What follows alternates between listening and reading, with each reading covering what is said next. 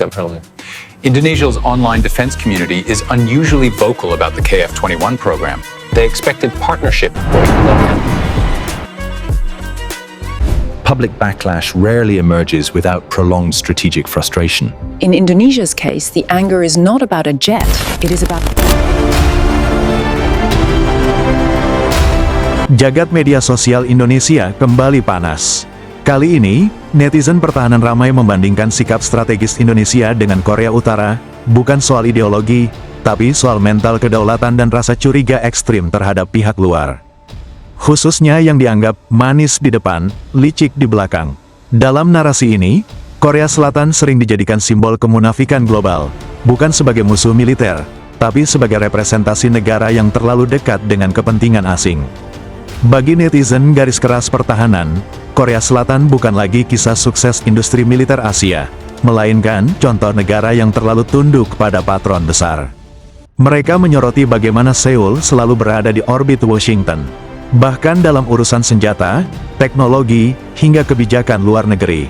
Di mata netizen Indonesia, ini adalah peringatan, bukan inspirasi. Bagi netizen pertahanan Indonesia, nama KF-21 Boramae bukan lagi sekadar proyek jet tempur generasi 4.5. Kerjasama ini telah berubah menjadi simbol patahnya kepercayaan strategis terhadap Korea Selatan.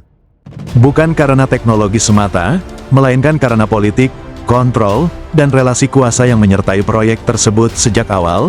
Di media sosial, narasinya sederhana tapi pedas, ini proyek bersama, tapi kendalinya bukan di tangan kita.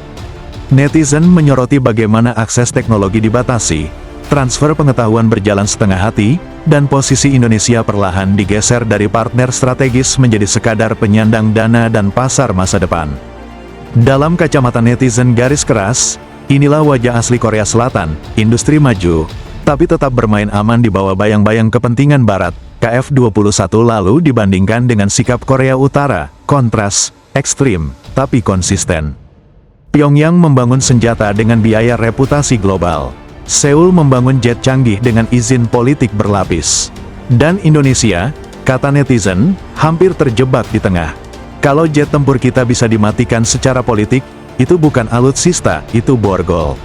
Kalimat ini merangkum amarah digital, ketergantungan teknologi sama berbahayanya dengan kekalahan perang. Tak sedikit netizen yang menyebut KF-21 sebagai peringatan terakhir.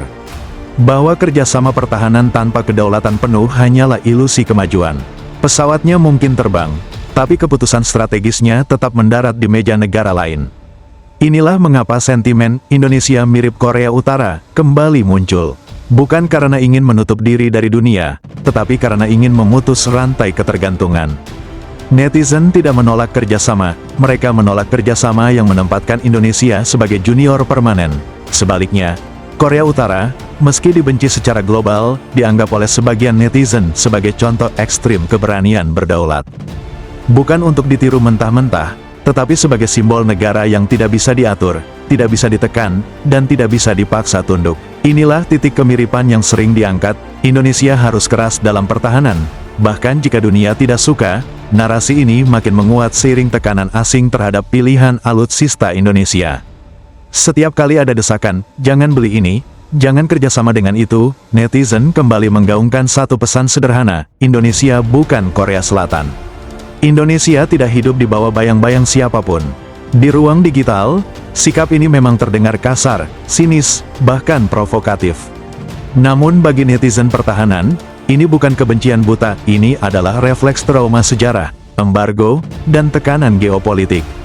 Dunia boleh menyebutnya paranoia, netizen menyebutnya kewaspadaan nasional. Kesimpulan netizen sederhana, lebih baik Indonesia ditakuti karena berani, daripada dipuji karena patuh, lalu dikendalikan. KF-21 Boramae, dalam narasi ini, bukan gagal atau sukses secara teknis. Ini adalah cermin geopolitik, cermin yang memperlihatkan bahwa Korea Selatan tetap bermain aman sebagai sekutu. Sementara Indonesia mulai sadar bahwa keamanan nasional tidak bisa dititipkan pada niat baik negara lain. Pesan netizen makin keras, jika jet tempur harus dinegosiasikan secara politik, maka Indonesia harus berani membangun, meski sendirian. Dan di titik inilah, Indonesia, setidaknya di dunia maya, tidak ingin menjadi Korea Selatan. dan lebih memilih berdaulat seperti Korea Utara, tanpa harus menjadi Korea Utara. Pada akhirnya, KF-21 Boramae mengajarkan satu pelajaran pahit, tidak semua kerjasama adalah persahabatan, dan tidak semua senjata diciptakan untuk membebaskan. Dunia akan terus menepuk pundak Indonesia, sambil berbisik pelan, boleh kuat, tapi jangan terlalu merdeka. Maka jika Indonesia hari ini terdengar keras, sinis, dan tidak ramah, itu bukan karena ingin menjadi Korea Utara. Itu karena Indonesia terlalu sering diajak tersenyum, lalu dikunci dari belakang. Lebih baik dicap sulit diajak kerjasama, daripada mudah diajak, lalu mudah ditekan, karena dalam urusan pertahanan. Senjata yang paling berbahaya bukan rudal atau jet tempur, melainkan izin politik yang bisa dicabut kapan saja. Dan jika dunia merasa risih melihat Indonesia mulai bersuara lantang, mungkin karena mereka sadar negara ini tidak lagi nyaman dikendalikan. Indonesia tidak mencari musuh dan Indonesia hanya sedang belajar satu hal yang paling ditakuti dunia, berani berdiri sendiri. KF-21 Boramae bukan hanya meninggalkan jejak di landasan uji coba, tapi juga bekas luka di kepala netizen pertahanan Indonesia. Jetnya boleh modern, brosurnya boleh mewah, tapi satu hal terasa kuno. Relasi kuasa yang menempatkan Indonesia sebagai penonton di proyek yang katanya bersama. Dunia mungkin menyebut ini kerjasama dan netizen menyebutnya pelajaran mahal. Karena dalam pertahanan, senjata yang harus minta izin untuk digunakan bukan alat perang, itu alat kepatuhan.